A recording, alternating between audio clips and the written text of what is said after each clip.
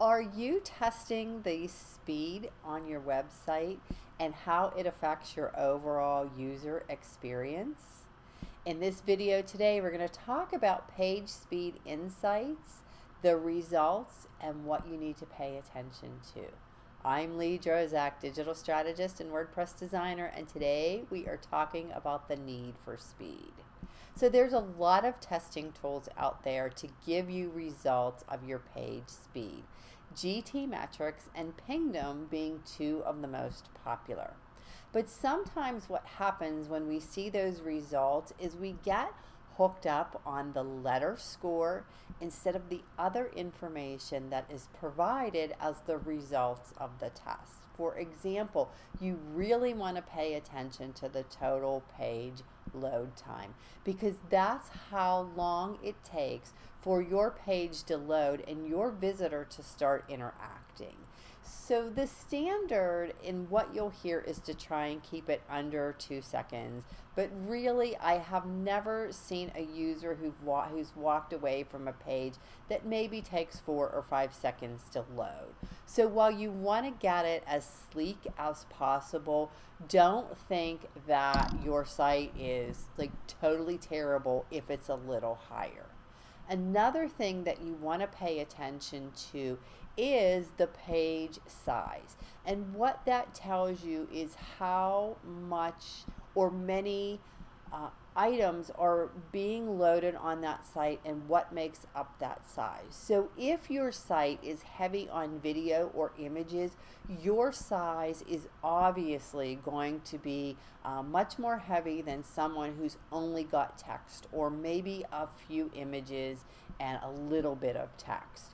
So while you want to really try and keep that to a manageable size, note that if you are using a lot of images, your size is going to be greater than someone who doesn't.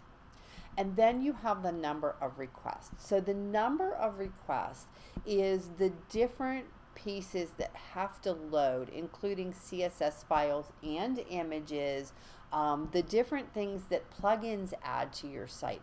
So that's why they tell you kind of keep your plugins to a manageable option, because the more plugins you add, the more resources that it adds to your site.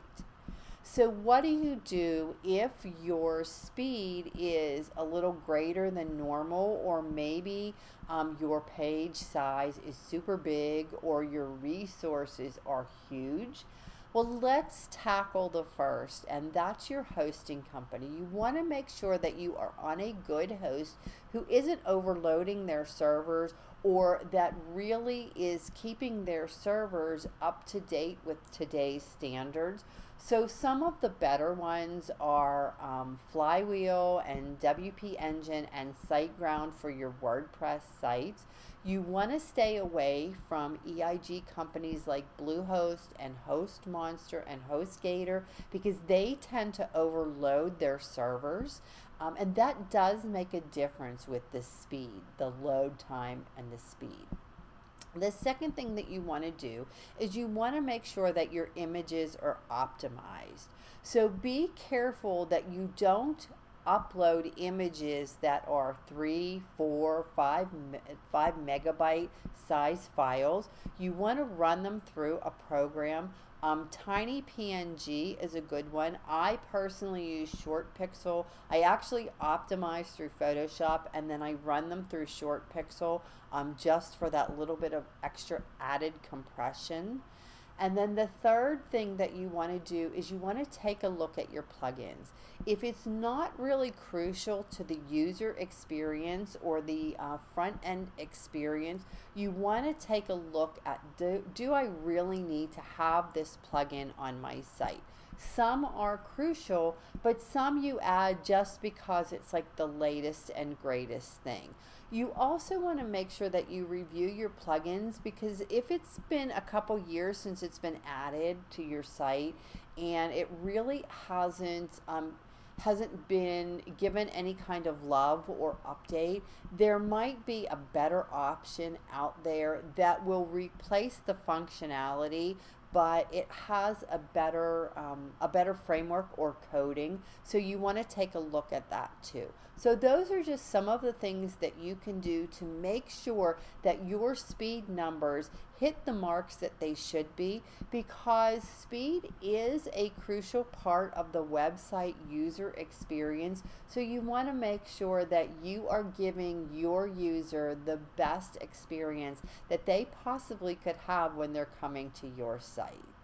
So thanks for watching today, and keep watching as we continue to give you more website tips and tricks to creating a user experience that your people will love.